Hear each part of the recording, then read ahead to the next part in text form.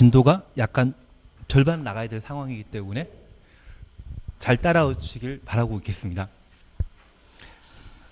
이제 103 절반 정도 이제 103페이지에 함께 나가십니다. 용도 지역 찾으셨죠? 용도 지역 찾으셨습니다. 여기 용도 지역과 관련되어서는 우리 시험에 항상 두 문제가 출제됩니다.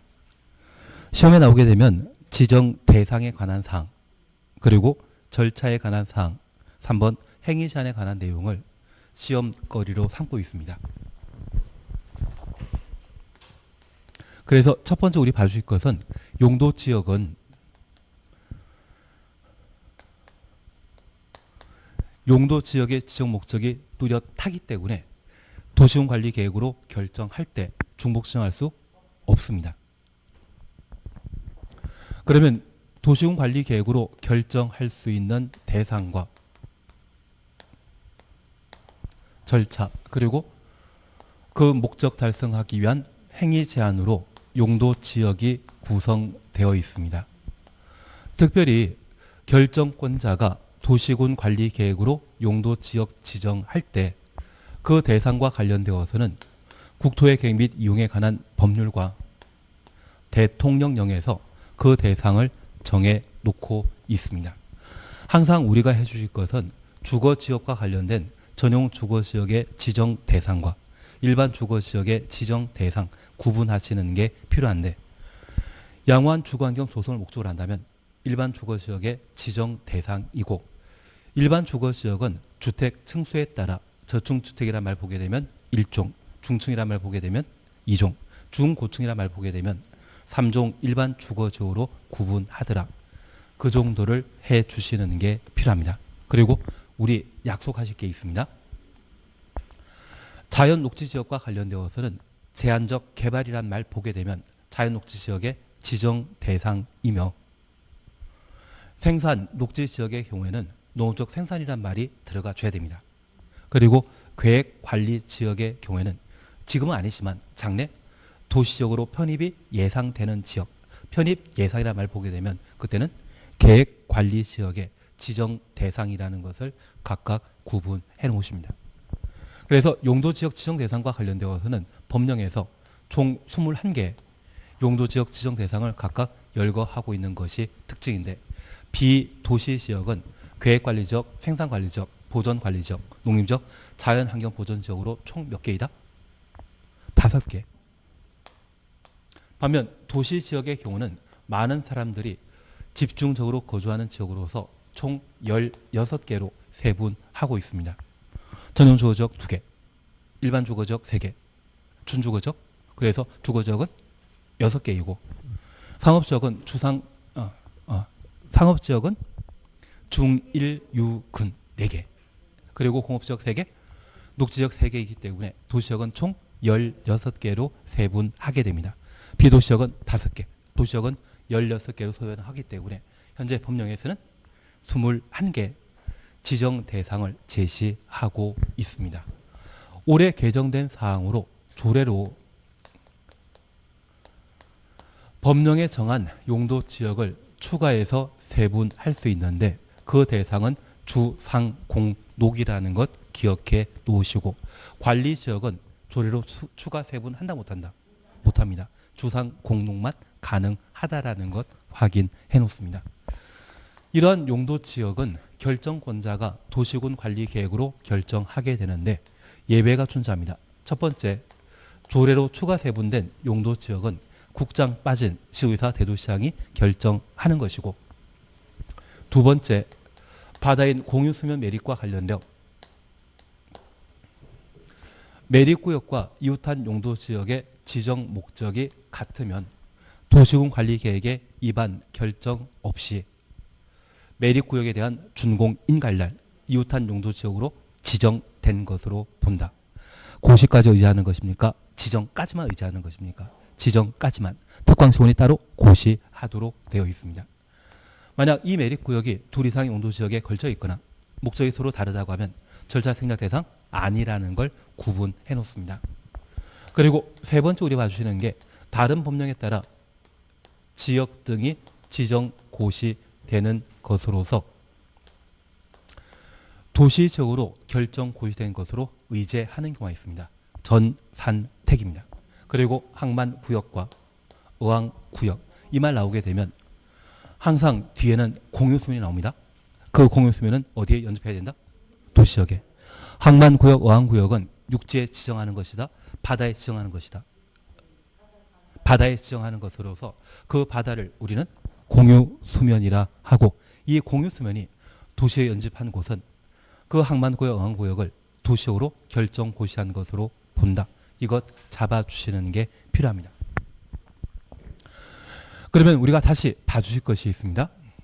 여기 전산택과 어항, 항만, 어항구역은 개발사업을 예정한 것으로서 개발사업이 완료되었을 때 해제되는 것과 개발사업이 미완성 상태에서 시행자가 부도 파산하면 지구 해제되는 경우가 있습니다.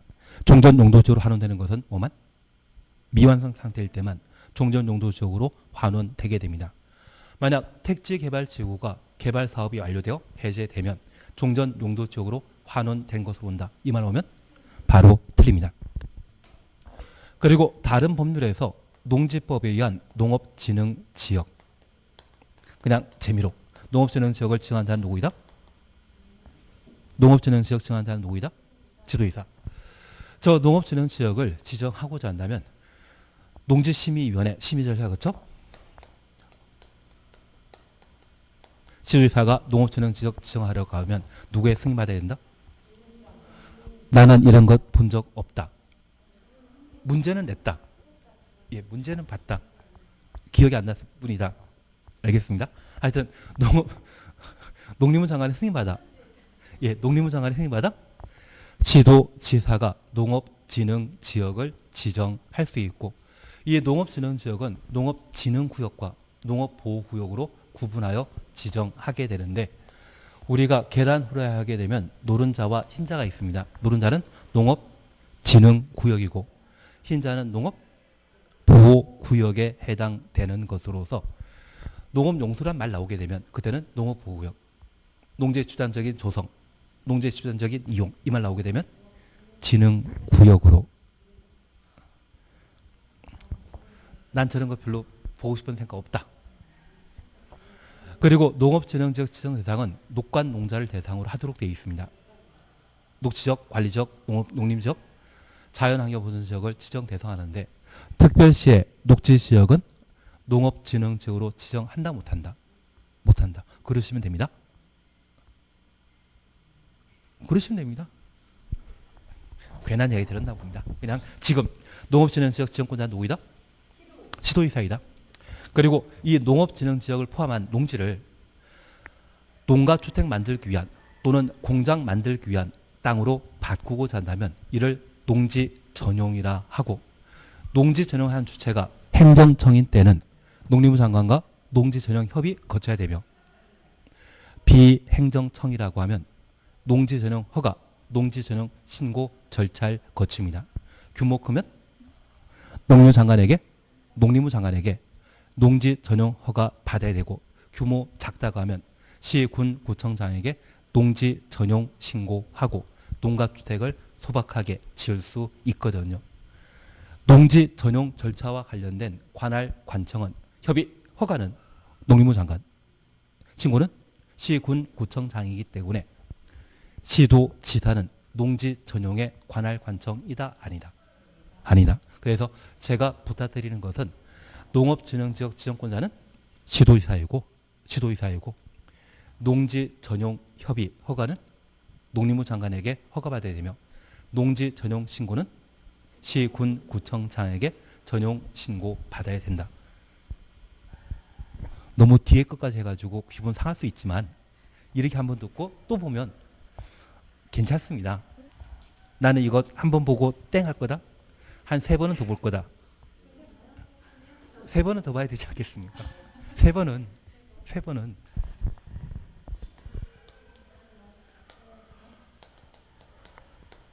그리고 보전 산지가 지정 고시 되게 되었을 때 특별히 관리 지역이 농업진흥지역으로 지정고시되거나 관리지역에 산림이 보전단지로 지정고시되면 첫 번째는 농림지역, 두 번째는 농림지역 또는 자연환경보전지역으로 결정고시되는 것을 본다.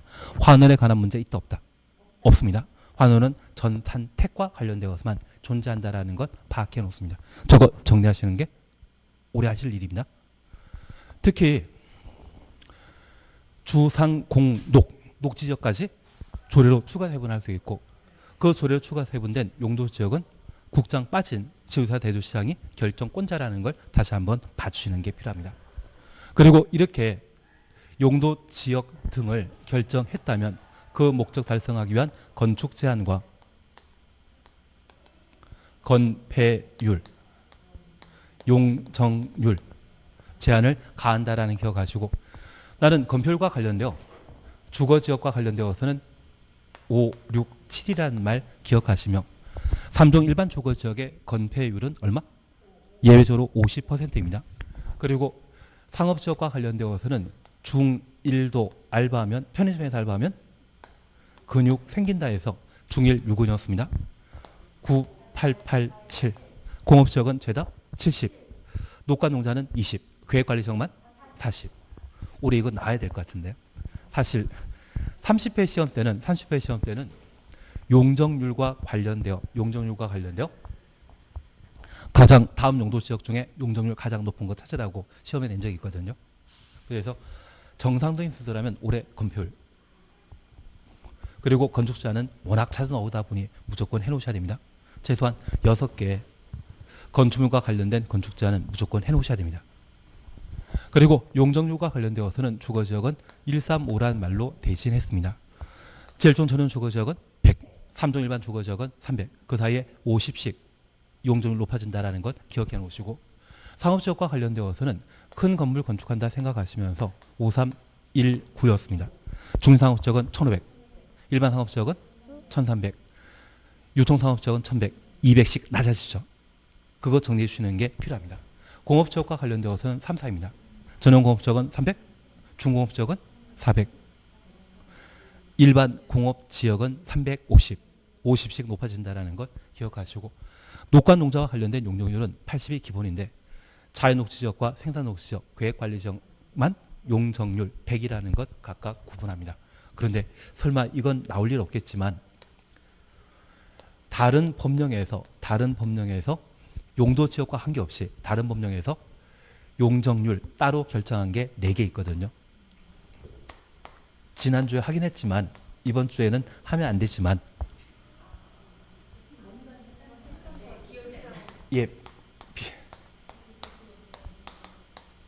지난주에 여백에 잘 적어놨을 텐데 비도시지역의 농공단지의 용적률은 얼마이다? 150이다. 알면서 모르는 척하고 있었습니다.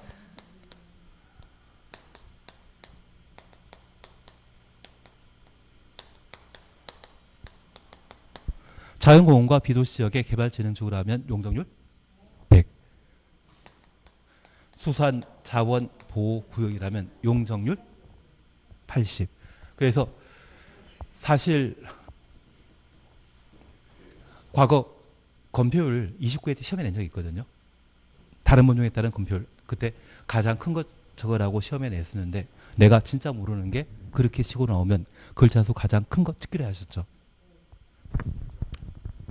만약 용적률 다른 법령에서 정한 용적률로 오게 되면 비도시지역의 농공단지는 150, 자연공원은 100, 비도시지역의 개발진흥지구는 100, 계획관리지역과 같아야 된다는 것만 다시 구분해 놓습니다. 수산자원보호구역은 80, 그렇게 한번 좀 소박하게. 근데 이거 시험에 나오면 출제하는 분이나 가능하지 제가 모의고사에 내면 저 욕먹거든요. 출제하는 분은 변별력 확인하겠다고 킬러 문제를 한두 개씩 내시거든요. 그런 용도로 나올 수 있는 것이기 때문에 평상시에는 할 거 아닙니다. 그냥 이 시간에 한번 보는 걸로 마무리 지으십니다. 그러면 우리 103페이지의 용도지역과 관련된 지정 대상에 대해서는 1번 그냥 한번 봐 놓으십니다. 제가 부탁드린 것은 항상 주거지역과 관련된 사항 잘 정리해 주셔야 되고 자연 녹지 지역의 경우는 세 번째 줄에 제한적 개발이 허용된다. 이 말 봤을 때 자연 녹지 지역의 기본 설명입니다. 그리고 11번 계획관리 지역의 경우는 도시적으로 편입이 예상된다. 편입 예상이라는 말 보게 되면 무엇? 계획관리 지역 지정 대상이라는 것 확인해 놓으시고 12번 올해 개정된 지문이기 때문에 눈에 익혀 놓으실 거죠. 시도지사 대구시장은 조례로 정하는 바에 따라 도시군 관리계획 결정으로 세분된 주상공록을 추가로 세분하여 지정할 수 있다. 그걸 눈에 익혀 놓습니다. 그리고 2번 결정 특례에 관한 사항으로 다음 어느 하나의 구역 등으로 지정 고시된 지역은 도시적으로 결정 고시된 것으로 본다. 나는 전 산택 잘 알고 있다. 특별히 전원개발사업구역에 수력발전소 포함한다. 제외한다. 제외한다. 송전, 변전, 설비만 설치하는 구역. 얘는 우리 송전탑 보신 적 있죠? 그거 만드는 곳입니다. 걔는 도시적이다? 그냥 그대로이다. 그대로. 그래서 논이나 또는 산 한가운데 송전탑이 만들어져 있다고 하면 그냥 농림 지역이건 뭐 자연환경보전지역으로 취급하는 것이지 송전탑 만들었다고 도시적으로 바뀌는 것 절대 아니라는 것만 구분해 놓습니다. 그리고 1번, 2번과 관련되어서는 공유선 앞에 항상 뭐 봐야 된다? 도시지역에. 그러면 막말로 준 도시지역에 죄송합니다. 준 공업지역에 연접한 항만구역인 공유 수면은 도시적으로 결정 고시된 것을 본다? 준공업죠. 그냥 도시적이라 말 대신 주상공록과 관련된 구체적인 용도 제시하고 항만구역으로 준도시지역에 또는 자연 녹지지역에 연접한 공유수면은 그 공유수면도 도시지역입니다. 그래서 지금 도시지역으로 되어 있지만 그 도시지역에 세분된 용도를 제시하고 그에 연접한 공유수면도 뭐다? 도시지역이라는 것만 좀 눈에 익혀놓습니다. 저 정도는 나는 잘할 수 있다. 그리고 2번, 3번은 관리지역에 농지법에 의한 농업진흥지역, 산지관리법에 따른 보전산지로 지정 고시된 지역은 더 이상 관리지역 아니죠. 첫 번째 경우는 농림지역, 두 번째 경우는 구분에 따라 농림지역 또는 자연환경보전지역으로 결정 고시된 것으로 본다. 우리가 이번 시험 끝나고 필드에 나가시게 되면 보전산지는 딱 두 가지입니다. 공익용 산지와 임업용 산지로 각각 구분하게 됩니다. 소나무 많이 심어져 있는 산림이라고 하면 공익용 산지이고요. 잣나무나 밤나무 많이 심어져 있는 곳이라면 임업용 산지이거든요. 그래서 저 임업용 산지로 고시된 보전 산지의 경우는 농림적으로 결정 고시된 것으로 위지하며 공용 산지인 보전 산지가 지정 고시된 관리 지역은 자연환경 보전 지역으로 결정 고시된 것으로 봅니다. 다만 우리 시험에 산지관리법을 시험에 다루지 않기 때문에 공익용 산지와 임업용 산지의 구분은 필요 없지만 그런 것을 투세로 해서 농림지역 또는 자연환경보전지역으로 결정 고시된 것으로 본다. 의미만큼은 파악해 놓습니다. 이 상태에서 빠지면 틀립니다. 두 가지가 같이 나와야 됩니다. 그래서 출제자분들은 이거 잘 안 됩니다. 그건 모의고사이니까 가능한 이야기고 실제 출제하신 분들은 시험에 내지 않습니다. 그래서 우리는 그냥 3번과 관련되어서는 그냥 눈에 한번 익혀만 놓으시고 2번 관리지역에 농지법에 따른 농업진흥지역이 지정 고시되면 농림지역으로 보전산지가 지정 고시되면 구분하는 바에 따라 농림지역 또는 자연환경보전지역으로 결정 고시된 것으로 본다. 눈에 익혀놓습니다. 3번 행위자는 찾으셨죠? 아파트는 나는 눈 감고 잘할 수 있다? 아파트는 눈 감고도 잘할 수 있다? 예, 녹지지역부터 자연환경보전지역까지 가로해 놓습니다. 녹지지역부터 자연환경보전지역까지는 4층 이하의 건물만 건축하기 때문에 주택으로 사용하는 층수가 5개층 이상인 아파트는 건축한다 못한다? 못한다. 유통산업지역은 고속터미널이 있는 곳으로서 소음 심각하거든요. 밤에 잠을 못 주무십니다. 그래서 아파트뿐만이 아니라 단독주택의 경우에도 유통상업지역에는 건축할 수 없고 전용 공업지역의 경우는 공해가 심각하기 때문에 단독주택 포함한 아파트 건축할 수 없으며 일반 공업지역의 경우는 자동차 공장이나 반도체 공장이 들어가는 곳입니다. 규모 큰 아파트는 만들 수 있다 없다? 없습니다. 그러면 일반 공업지역에는 단독주택 건축한다 못한다? 한다. 일반 공업지역은 한다. 일반 공업지역은 규모 큰 공장 만들고 짜투리 땅이 있다면 협의 단독주택이건 다중주택이건 다가구주택이건 만들 수 있는데 규모 큰 아파트는 일반 공업지역에 건축한다 못한다? 못한다. 그런 의미로 파악해 주셔야 됩니다. 제1종 전용 주거지역과 제1종 일반 주거지역의 경우 제1종 전용 주거지역은 단독주택 중심의 양호한 조강력 보호하는 것으로서 공동택인 아파트는 건축할 수 없으며 제1종 일반 주거지역은 저층 주택 4층 이하이죠. 그래서 아파트 건축한다 못한다? 못한다. 그래서 아파트와 관련되어서는 한 28회 때 시험에 나왔던 최근 기출 문제에 출제되었던 내용이기 때문에 눈에 익혀놓으셔야 됩니다.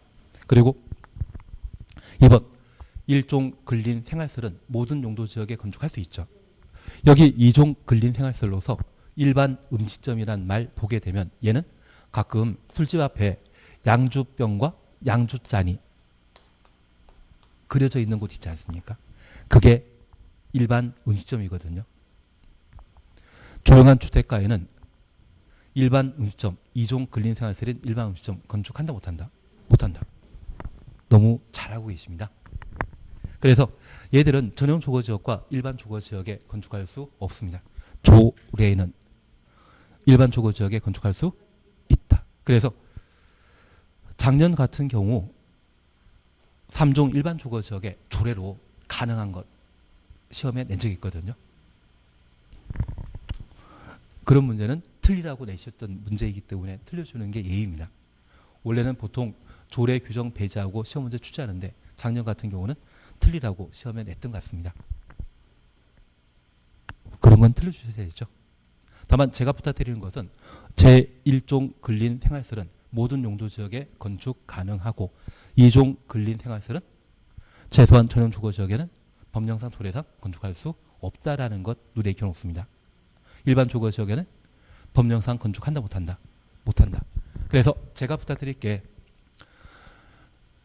근린 생활설은 주택가 주변에 생활에 필요한 물건이나 서비스 제공하는 것을 말하는데 생활에 꼭 필요한 필수적 서비스 제공하는 것은 제1종 있으면 좋고 없어도 상관없다면 2종 근린 생활설로 구분하게 됩니다. 지갑 분실했을 때 제일 먼저 찾아가는 곳은 공중화장실. 지갑 도난 당하고 찾지 못한다고 하면 파출소에 신고해야 되죠. 그리고 요즘 동사무소는 뭐라 표현합니까?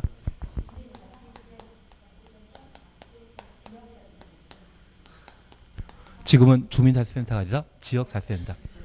얘가 바다 면적 1000제곱미터 미만이면 일종이지만 1000 이상이면 업무시설로 바뀌게 됩니다. 그래서 내가 지갑 분실했을 때 112에 전화하게 되면 화장실에서 화장실 쓰레기통이 있거든요. 돈은 찾지 못하겠지만 지갑은 찾을 수 있다. 그런 이야기 해주십니다. 훌륭한 경찰관이시죠. 하여튼 이렇게 돌아다닙니다. 진짜 찾은 분도 계시고 저는 찾지 못했습니다.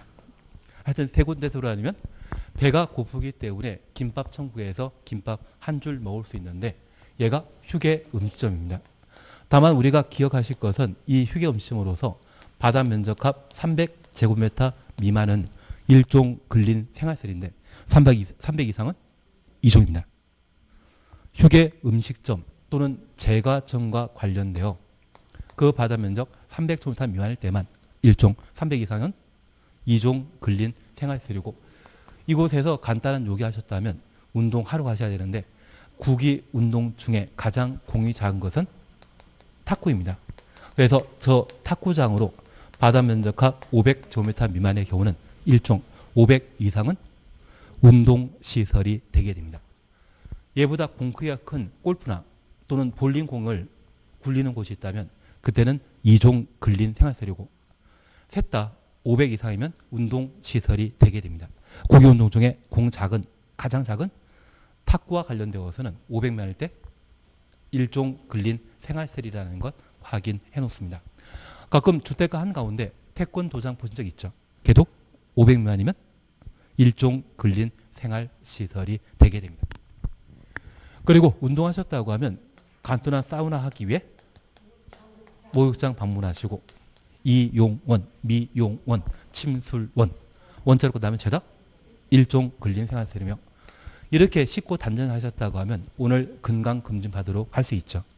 동네 의원이나 보건소 방문하게 되면 그게 1종 근린 생활시설이고 건강하다는 이야기를 듣게 된다고 하면 구멍가게 찾아가시는데 얘를 우리는 소매점이라 하고 요즘도 하루에 책 안 보시면 잠을 못 주무시죠. 그래서 서점 방문하시게 되면 걔가 뭐다? 1종. 제철 과일 사들고 집에 가셔도 1종. 그래서 얘가 1종 근린 생활시설에 해당된다는 것 구분해 놓습니다. 그러면 의원은 1종 근린 생활시설인데 동물병원은 2종. 동물병원은 2종. 그리고 미용원은 1종입니다. 네일 아트 하는 곳은 1종. 그것도 미용원에 해당되기 때문에. 안마원은 1종. 안마시설은 2종. 독서실은 2종. 변전소는 1종. 양수장은 수돗물과 관계된 양수장은 1종. 수돗물 꼭 먹어야 되지 않습니까? 그래서 우리 저렇게 1종, 2종 근린 생활시설 구분하시면서 우리 주택가 주변에 흔히 볼 수 있는 것은 전용 주거지역, 용도지역 가리지 않고 모두 만들 수 있다는 것 구분해 주시는 게 필요합니다. 예, 나머지 공장 그냥 건너뛰시고 숙박시설 찾으셨죠. 상업지역과 준공업지역, 계획관리지역, 관광지인, 자연녹지지역에 숙박시설 건축할 수 있다는 것 파악해 놓으시는데 우리 준공업지역에는 출장 왔다가 집에 못 가시는 분 하루 주무셔야 되지 않겠습니까? 준주거지역입니까? 준공업지역입니까? 준공업지역에 숙박시설, 모텔 만들 수 있다는 것 확인하시고 계획관리지역이나 자연녹지지역이라고 하면 보통 펜션이나 또는 관광지인 자연녹지지역이라면 호텔 만들기 위해 가능한 용도지역이거든요. 이러한 곳은 숙박시설 가능하다. 그렇게 눈에 익혀놓습니다. 나는 건폐율 용적률 충분히 잘 알고 있다? 예. 시험 문제 나오면 잘 맞추시면서. 그리고 4번 용도지역 미지정입니다. 도시적 관리적 농지적 자연환경보전적으로 용도 지정되지 아니한 지역이라면 건축 제한 건폐율 용적률은 어디? 자연환경보전지역에 관한 규정을 적용하도록 되어 있습니다. 그래서 우리 바다인 공유시설 매립하게 되었을 때 그 매립구역이 둘 이상의 용도지역에 걸쳐 있는 경우라면 한 2년 동안 용도지역 위반하고 결정하게 되거든요. 그 2년 사이에 용도지역 미정이죠. 그때 적용되는 건폐율 어디에 규정을 적용한다? 자연환경보전지역. 그래서 이러한 곳의 건폐율은 몇 %이다? 20%이고 이러한 곳의 용적률 어디 규정 적용한다? 자연환경보전지역. 그래서 실제 적용하는 용적률은 80%라는 것 구분해 놓습니다. 그래서 용도지역이 아예 미정인 상태라면 자연환경보전지역에 행위제한 적용하고 그 건폐율은 20, 용적률은 80 되는 겁니다. 그리고 2번 도시적으로 세부 용도지역이 지정되지 아니한 경우는 보전 녹지지역에 관한 규정을 적용한다. 확인되셨고 이때도 건폐율은 20이고 용적률은 80이겠죠. 2번 용도지구.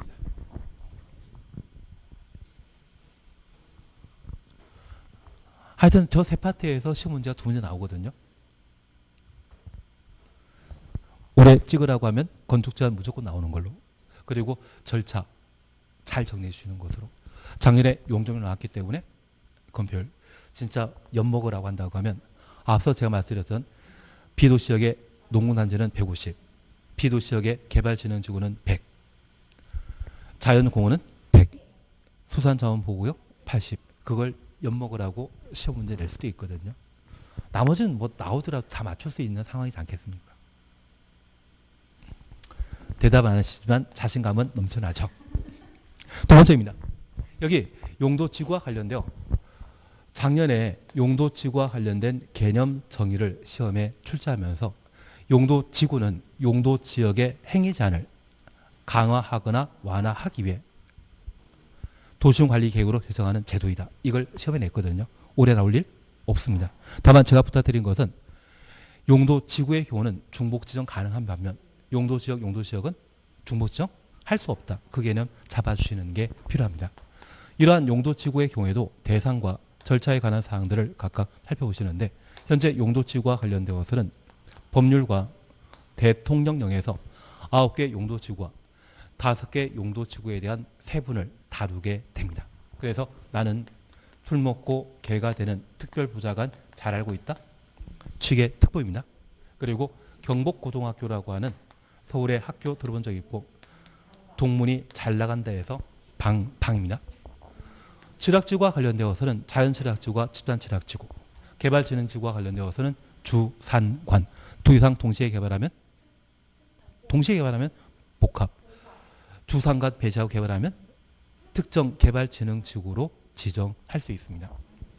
그리고 보호지구와 관련되어서는 역중생, 얘는 작년에 기출문제 출제되었습니다. 경관지구와 관련되어서는 특자시입니다. 특화 경관지구는 주요 수계, 수변 경관과 전통 건축물의 외관 보호, 문화재는 아닙니다. 역사 문화적 보존 가치가 큰 건축물, 경관 보호할 목적으로 지정하는 것이 특화 경관지구라는 것 기억해 놓습니다. 그리고 산지 구릉지에 경관 보호하는 것은 자연 경관지구라는 것 구분해 주시는 게 필요합니다. 그리고 방제지구, 자시죠. 자연 방제지구와 시가지 방제지구로 각각 구분하는 것이 특징입니다. 얘가 작년 시험에 나왔거든요. 대상 시험에 나왔기 때문에 올해 나올 일 없다. 용도지구는 보통 작년 같은 경우는 특이하게 개념 정의, 용어 정의와 관계된 것 대상을 두 문제 시험에 냈지만 보통 문제 하나 나오거든요. 그래서 대상 이 정도 구분하시면 충분합니다. 그리고 우리가 잠깐 구분하실 것은 조례로 신설하는 것과 추가 세분 가능한 것, 특히 추가 세분 대상과 관련되어서는 특경, 특중이란 말 기억하는 게 필요하십니다. 그리고 두 번째, 조례로 신설하게 되면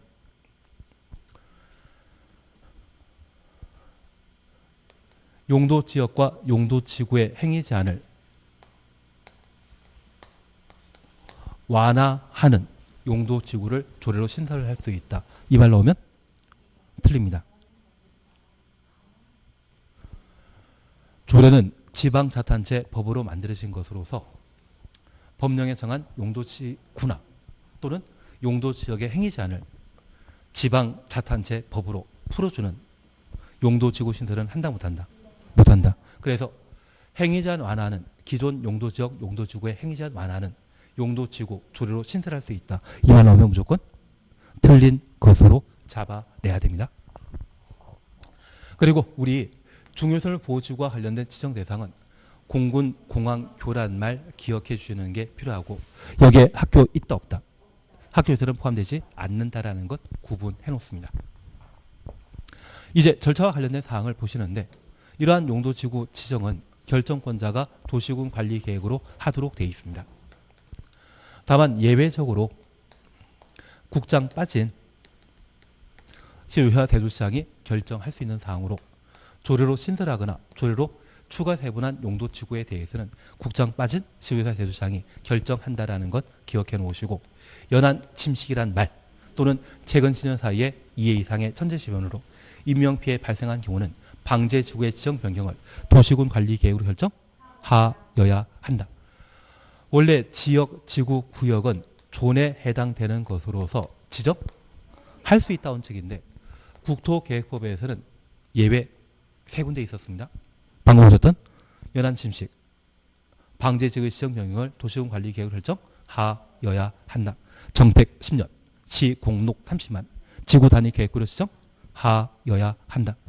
작년에 기출문제 출제된 것으로서 인구 증가율 20%, 개발형 건수 20%. 작년에는 행위 제한이 완화, 폐지 이걸 시험에 냈거든요. 개발설 부담고려 지정 하여야 한다. 그리고 공법 전반에 걸쳐 필요 최소한도의 원칙이라는 게 있습니다. 공법과 관련된 각종 규제는 필요 최소한도 원칙에 따라 지정하도록 되어 있거든요.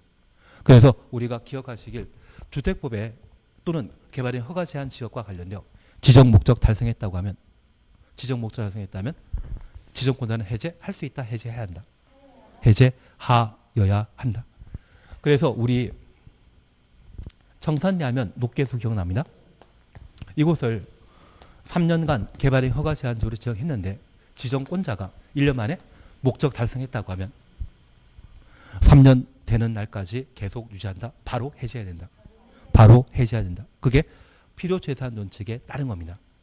덕분에 우리 약속하시는 것은 주택법의 분양가 상한제 적용 지역이건 투기 과열 지구이건 조정 대상 지역 중에 과열 지역은 필요 최소한도에 따라 지정 목적 달성했으면 지정권자는 해제하여야 한다. 그 강행 규정 각각 잡아주시는 게 필요하십니다. 그래서 이 예외에 해당되는 지역, 지구, 구역, 지정 예외는 하여야 한다. 원칙은 임의상이라는 것 각각 구분하시는 게 필요합니다. 그래서 연안침식이라는 말 우리 충분히 정리되셨고 올해 시험거리에 될 수 있는 것이 복합용도지구입니다. 복합용도지구 지정할 수 있는 자는 누구? 시의사 대도시장이 지정할 수 있는데 그 대상은 1.1개란 말 나 잘 기억난다. 일반 주거지역과 일반 공업지역, 계획관리지역. 시도지사 제외한, 시도지사 대도시장 제외한 시도지사 대도시장은 복합용도지구 지정하고자 한다면 전체 면적이 얼마예요? 3분의 1까지만 복합용도지구 지정할 수 있고 행위 제한 중에 건축 제한을 완화시키는 게 목적입니다. 그래서 일반 주거지역의 경우는 준주거지역에 건축 가능한 건축물을 조례가 정한 바에 따라 추가로 건축할 수 있으며 일반 공업지역의 경우는 준공업지역에 건축 가능한 건축물을 조례가 정한 바에 따라 추가 건축할 수 있습니다. 계획관리지역의 경우는 조례로 추가 건축할 수 있다는 것 구분해 놓습니다. 우리 일반 공업지역에 조례로 추가할 수 있는 건축물 중에 4가지는 제외된다는 것 충분히 알고 있으시죠? 아파트, 단란주점과 안마시술소, 그리고 노유자 시설 안 된다라는 것 기억해 놓으시고 나는 이제 계획관리지역도 공부할 때 됐다. 이종 근린 생활시설 여기 가능하거든요. 1종 근린 생활시설이라면 당연히 가능한 것이고요. 2종 근린 생활 추가 가능하다라는 것 기억해 놓으시고 우리 에버랜드 기억나시죠? 관광 휴게시설이거든요.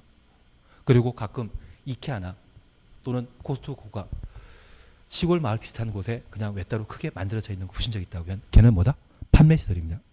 그런 것들은 조례가 정한 바에 따라 추가할 수 있다. 그래서 시골에 덩그렇게 큰 건물 한두 개 만들어져 있는 거 봤다고 하면 계획관리지역이 복합용도지구로 지정되었을 때 행위 제한이 완화되어 만들어지는 것으로 각각 파악해 놓습니다. 나는 에버랜드 기억난다? 관광 휴게시설. 나중에 다시 한번 보십니다. 판매시설 가능하다. 숙박시설 가능하다. 좀 이따 다시 보도록 합니다. 그리고 여기 용도지구와 관련되어서는 토지 이용에 대한 2차 규제에 해당되는 것으로서 국지성을 띠고 있습니다. 그래서 그 건축 제한은 조례로 정하는 것이 원칙인데 조례가 아닌 다른 방법으로 규제가 하는 것이 총 4가지입니다. 고도지구는 도시관리계획, 자연취락지구는 국토법 대통령령, 집단취락지구에는 개특법령, 그리고 개발진흥지구의 경우는 개발계획 수립하는 것과 수립하지 않았을 때 개발계획 수립하는 경우는 개발계획 수립 전에는 조례, 수립 안 하면 용도지역의 건축 제한을 그대로 적용한다. 그거 정리하시는 게 이쪽입니다. 나는 이 정도는 너무 잘하고 있다. 그래서 우선 1번 대상과 관련되어서는 동아리 1번 고도지구 사셨죠. 높이의 최저한도입니까? 최고한도입니까? 최고 한도 대신 최저 한도 들어가면 바로 틀린 겁니다. 그리고 중요시설 보호지구와 관련된 지정 대상에는 공군 공항교란 말 기억하시면서 학교 빠집니다. 공용시설이지 공공시설 아니죠. 눈에 익혀 주셔야 됩니다. 특정 용도 제한 지구 그냥 지나가시고 복합 용도 지구 확인해 놓으시는데, 특별히 특정 용도 제한 지구에는 제한 강화란 말이 나오고요. 복합 용도 지구에는 완화란 말이 나온다라는 것을 눈에 익혀 놓는 겁니다. 특화 경관 지구는 한번 좀 시험 낼 상황인데 작년에 안 나온 거 보니까 그냥 몇 년 안 나올 것 같습니다. 다만 특별한 경관 보호란 말 눈에 보이시면 얘가 특화 경관 지구의 지정 대상이다. 그 정도 확인해 놓습니다. 그리고 절차 특례와 관련되어 1번 조례가 정하는 바에 따라 경관지구 추가 세분하거나 특화 경관지구, 중요시설 보호지구, 특정 용도 제한 지구를 세분하여 지정할 수 있다. 그래서 조례로 추가 세분할 수 있는 것은 특중이라는 말 기억나시겠습니까? 그리고 2번 시도의사 대도시장은 일반 주거지역과 일반 공업지역, 계획관리지역, 복합 용도지구로 지정할 수 있다. 1개입니다. 1개라는 것 눈에 익혀놓습니다. 그리고 4번에 복합 용도지구 지정하게 되면 그 목적 달성할 수 있도록 전체 용도지역 면적의 얼마? 3분의 1까지만 복합 용도지구로 지정할 수 있다는 것 확인해 놓습니다. 5번은 방제지구 지정에 관한 사항으로 연안침식이란 말 대신 최근 10년 사이에 2회 이상 재해로 인명피해 발생한 곳은 방제지구의 지정 변경을 시도의사 대도시장이 결정하여야 한다. 강행 규정 확인해 놓습니다. 나는 이 정도는 잘 알고 있다.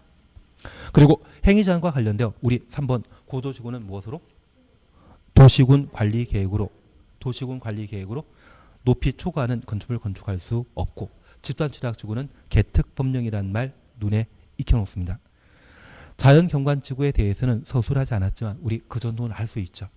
국토법 시행령, 대통령령입니다. 그리고 5번 일반 공업지역에 지정된 복합용도지구에는 일반 공업지역에 건축할 수 있는 것 당연히 건축할 수 있고, 준공업지역에 허용되는 건축물 중에 조례가 정하는 건축물 건축할 수 있지만 아파트와 단란주점과 안마실서, 노유자 시설은 포함한다, 제외한다. 그것 눈에 익혀놓습니다.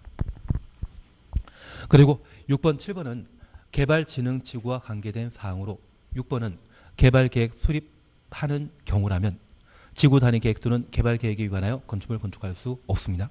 그래서 개발진흥지구의 원칙적인 건축 제한은 어디에 따른다?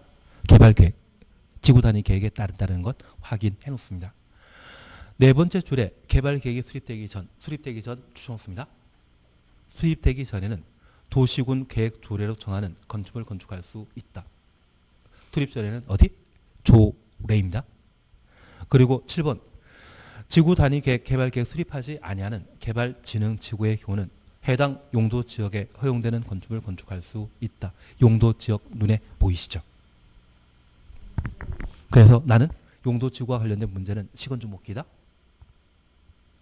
그냥 잘할 수 있다. 그러면 잘할 수 있다. 그리고 용도구역과 관계된 사항, 시가조정구역은 그냥 한번 보십니다. 다만 제가 부탁드릴 게 있습니다. 여기 시가조정구역과 관련된 유보기간은 5년 이상 20년 범위 내 지정권자가 도시군 관리계획으로 결정하게 됩니다.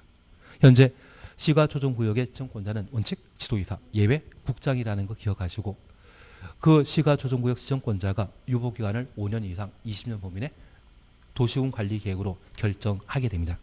시료 기억나시죠? 2심 되는 다음 날 효력 상실합니까? 유보기간 끝나는 날 다음 날입니까? 유보기간 끝나는 날 다음 날. 그래서 우리 국토계획법상 치료와 관련된 규정은 총 4군데 나옵니다. 첫 번째가 시가조정구역입니다. 유보기간 만료일 끝나는 날 다음 날 효력 상실하고, 도시군 계획시설과 관련되어 20년간 사업하지 않는다면 20년 되는 다음 날 효력 상실하며, 실시계획 기억나십니다. 10년 지나 실시계획을 인가받고 고시한 날부터 5년 이내 재결 신청하지 않는다면 5년 되는 다음 날 실시계획은 효력 상실하는데, 만약 시행자가 도시군 계획설 부지의 토지의 면적 3분의 2 이상을 소유한 경우에는 몇 년? 7년이라는 것만 구분해 놓습니다. 그래서 도시군 계획설과 관련되어서는 종전부터 있던 내용과 올해 신설된 실시계획 실효에 관한 사항을 각각 정리해 주는 게 필요합니다. 그리고 지구 단위 계획과 관련되어서는 3년, 5년이죠. 그래서 지구 단위 계획 구역 지정 고시되면 3년 이내 지구 단위 계획 결정 고시해야 되고, 안 하면 3년 되는 다음 날 효력 상실한다. 주민 위반 제한한 지구 단위 계획은 5년 내 공사 착수해야 되고, 안 하면 5년 되는 다음 날 효력 상실한다. 그거 잡아주는 게 필요합니다. 그리고 기반설 부담구역과 관련되어 1년 내 기반설 시계획 수립 파기하고, 안 하면 1년 되는 다음 날 기반설 부담구역 지정은 해제된 것으로 본다. 그래서 국토계획법의 실효와 관련된 사항은 총 4개 있습니다. 저 4개를 어떻게든 잘 해주셔야 됩니다. 그 중에 3번 보게 되면 시가 조정구역 지정에 관한 토지관리계획 결정은 시가 유보기간 만료된 날 다음 날부터 효력 1년다. 되신 겁니다. 그리고 2번 도시 자연공원 구역은 누가 결정권자이다? 시의사 대도시장. 그래서 한 줄 밑에 도시 지역 안에 식생이 양호한 산지 개발 제한, 도시역부터 산지 개발 제한까지 가로해 놓습니다. 이 말 보게 되면 도시 자연공원구역의 지정 목적이라는 것만 파악해 놓습니다. 잘 하실 수 있죠. 그리고 특례와 관련된 사항은 1번 그냥 330이란 말 봐주시고 330 이하이죠. 한 필지의 대지가 둘 이상의 용도 지역에 걸쳐 있는데 특정 용도 지역에 속해 있는 면적이 330제곱미터 이하라고 하면 건폐율 용적률에 대해서는 가중 평균하도록 되어 있지만 건축 제한은 가장 넓은 면적에 속해 있는 용도 지역에 건축 제한 적용한다. 그 말 기억나시겠습니까? 그래서 330 이하란 말만 눈에 익혀놓습니다. 그리고 2번 도시군 계획설과 관련되어 용도 지역, 용도 지구에 건축 제한 적용하지 아니한다. 그냥 눈으로 확인만 해놓습니다. 그래서 우리 국립대학으로 충남대나 서울대 방문해 보신 적이 있다고 하면 원래 그 대학교는 도심 한가운데 만들어져 있습니까? 녹관농지에 만들어 놨겠습니까?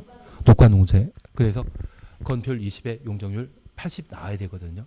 그런데 우리 그런 국립대학 가보시게 되면 그냥 아무 때나 학교 만들어져 있지 않습니까?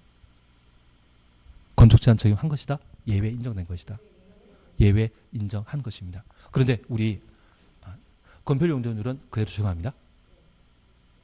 건축 제한만. 나는 설악산 대청봉 올라가서 산장 본 적 있다 없다. 설악산 대청봉 안 올라갔더라도 TV 뉴스에 가끔 나오지 않습니까? 지리산 꼭대기에 또는 설악산 꼭대기에 그런 건물을 건축하는 것 제가 만들고자 하면 만들 수 있겠습니까? 못 만듭니까? 도시군 계획설이니까 가능한 겁니다. 그래서 도시군 계획설과 관련되어서는 용도 지역, 용도 지구와 관련된 무엇? 건축 제한만. 건폐율 용적률은 그대로 적용하고 건축 제한에 대해서만 특례 인정한다. 그런 의미로 파악해 놓습니다. 그리고 치웠다십니다.